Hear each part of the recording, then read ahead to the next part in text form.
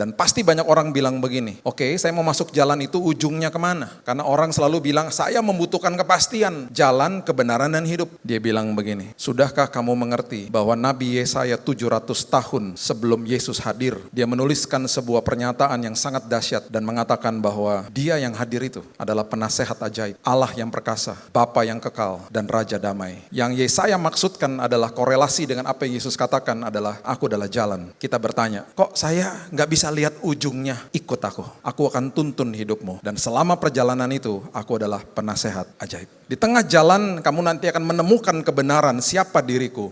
Kamu akan kenal siapa itu Allah yang perkasa dan Bapa yang kekal. Dan setelah kamu mengerti itu semuanya, kamu akan memiliki kehidupan yang penuh dengan damai, karena aku adalah Raja damai. Itu sosok pribadi yang datang untuk kita hari ini, memberikan kado yang luar biasa, dan sama dunia dibalik-balik semuanya. Dunia katakan begini, oh gue gak mau, jalan kebenaran dan hidup, enak aja atur-atur hidup aku. Saya mau hidup sesuai dengan keinginan saya. Dibalik, bukan jalan kebenaran dan hidup, tapi hidup kebenaran dan jalan. Saya mau hidup sesuai dengan keinginan saya akan benarkan apa yang saya lakukan, baru saya cari jalannya. Dan itu dilakukan, dan itu merontokkan sebuah nilai kekristenan dari sebuah negara yang namanya Amerika. Oh jangan atur saya mau ketika nanti ada seks bebas, ketika ada kehamilan, saya mau aborsi dilegalkan. Hidupnya mau seperti itu. Dan yang terjadi adalah mereka datang ke Kongres dan akhirnya undang-undang ditetapkan, dibenarkan apa yang mereka inginkan. Dan mereka cari jalan sendiri. Kelompok LGBT juga begitu, saya mau hidup seperti itu. Tolong legalkan, dibenarkan cara hidup itu. Dan mereka cari jalannya, distorsi semuanya. Itu manusia, itu dunia.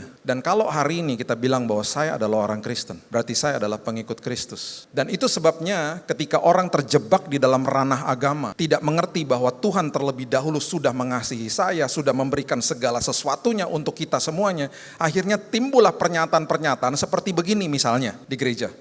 Lu pelayanan dong supaya lu diberkati. Itu namanya eksploitasi orang, dan itu melecehkan Tuhan bagi saya. Harusnya apa? Saya mau melayani Tuhan karena terlebih dahulu Dia sudah memberikan hidupnya untuk saya. Itu yang benar. Akhirnya semua pakai kondisi. Itu sebabnya saya selalu katakan dan ingatkan jemaat, hari ini kita hidup taat karena kita sudah dilayakkan sama Tuhan, bukan untuk dilayakkan. Kebalik-balik akhirnya semuanya. Manusia gak ngalami Yesus. Diartikan dalam bahasa sehari-hari ketika dia bilang sama Marta, dia mungkin kalau hari-hari ini ngomongnya mungkin begini, ngapain sih sibuk-sibuk pelayanan? Duduk dulu seperti Maria, terima dulu dari saya, baru kamu nanti bisa memberikan yang terbaik. Gak bisa pakai usaha kamu.